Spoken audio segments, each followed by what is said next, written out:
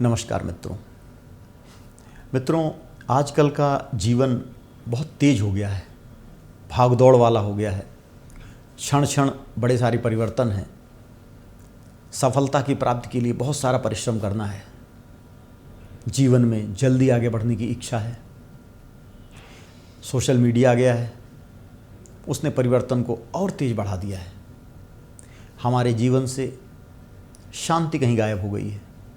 जब हम बच्चे होते हैं, तरुण होते हैं, यंग होते हैं, तो हमें शांति की खोज नहीं होती।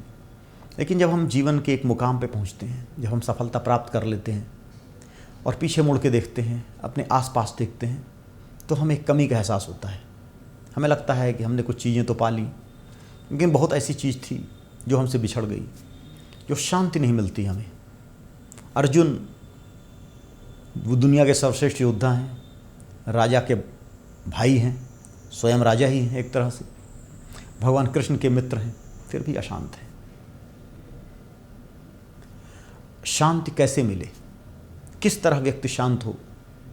हम किस तरह का जीवन जिएं कि हम कार्य भी करते रहें, सफल भी होते रहें, कभी असफल भी हों, लेकिन अंदर से हम शांत बने रहें, हमारा चित्त शांत रहे, हमारा चित्त आनंदित रहे, प्रसन्न चित्त रहे।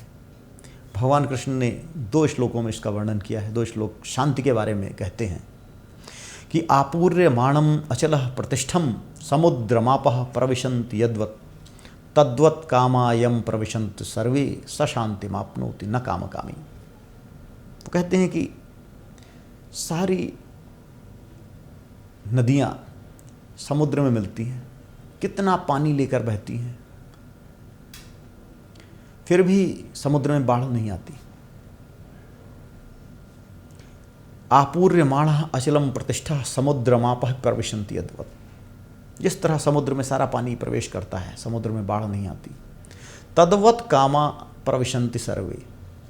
उसी तरह से किसी व्यक्ति के अंदर सारी कामनाएं प्रवेश कर जाएं, लेकिन व्यक्ति का चित्त विचलित न हो, उसी व्यक्ति को शांति मिलती है।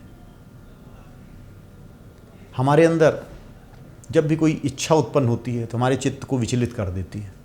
कोई भी इच्छा हो, अच्छा पद पाने की इच्छा हो, अच्छा मकान खरीदने की इच्छा हो, जब भी हम किसी अच्छी चीज़ को देखते हैं और उसे पाने की इच्छा करते हैं, तो धीरे धीरे वो इच्छा हमारे अंदर बलवती होने लगती है और हमारे अंदर एक हमारा चित्त विचलित हो जाता है, मचल जाता है उस चीज़ को पाने के लिए। हम बहुत सारे प्रयत्न करते हैं और फिर वह चीज़ जब मिलती है तो हमें बहुत खुशी होती है, और वह नहीं मिलती तो हमें बहुत दुख होता है। जब मिल जाती है तो या तो ऐसा होता है कि कुछ टाइम के बाद हम उससे बड़ी चीज़ चाहने लगते हैं। जैसे हमने छोटी कार के लिए बड़ी मेहनत करी थी, अब हम बड़ी कार चाहने लगते हैं तो वो हमें छोटी दिखाई देने लगती है और हम दूसरे लक्ष्य में भाग जाते हैं। या तो बहुत बड़ा लक्ष्य होता है, हमें कोई बहुत बड़ा पद मिल जाता है और हमें लगता है यार ये कहीं हट न जाऊँ इस पद से, ये पद छूट न जाए, हम उसके मोह में चिपक जाते हैं। दोनों स्थितियाँ बड़ी विकट होती हैं। तो भगवान कृष्ण कहते हैं कि अपना चित्त इस तरह रखो कि कोई भी बाहर से चीज़ आ जाए तो ना वह तुम्हें ज़्यादा खुशी दे और ना उसके चले जाने का भय हो। ये कब होता है? इसके लिए अगला श्लोक कहते हैं, विहाय कामान यह सर्वान पुमांश्चरति निस्पृहः निर्ममो निरहंकारः सह शांतिम अधिगच्छति।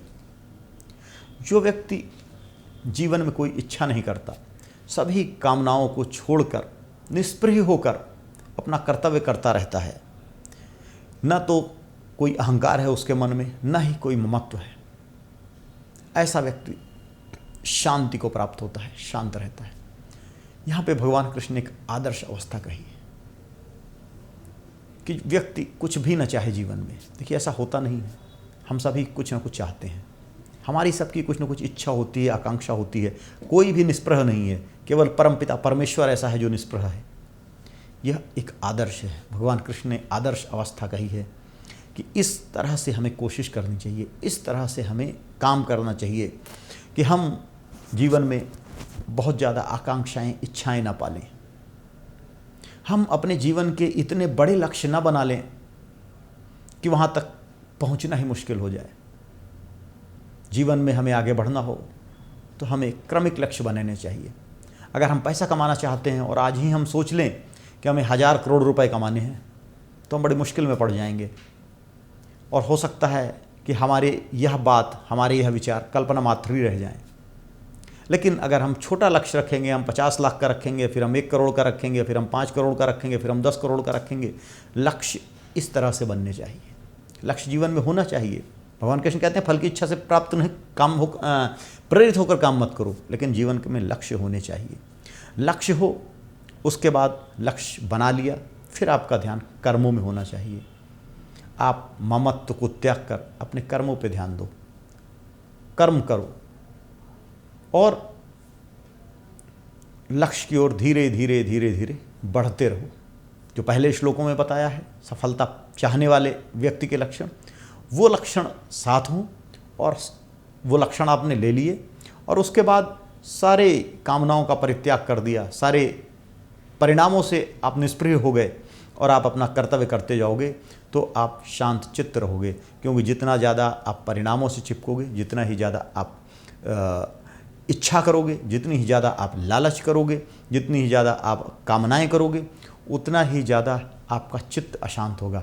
अगर इन सब को, एक आदर्श अवस्था है, अगर परम शांति की अवस्था चाहते हो तो सारी कामनाओं को, सारी इच्छाओं को, सारे अहंकार को, स्पृहा को त्याग दो। पूरी कोशिश करोगे फिर भी त्यागी नहीं जाएंगी, लेकिन फिर भी कोशिश करो, त्यागो। जितनी ज़्यादा मात्रा में त्यागोगे उतनी ही जीवन में शांति रहेगी, और जब जीवन शांत रहेगा तो बाकी चीज़ें अपने आप आएंगी। हरि ओम तत्सत।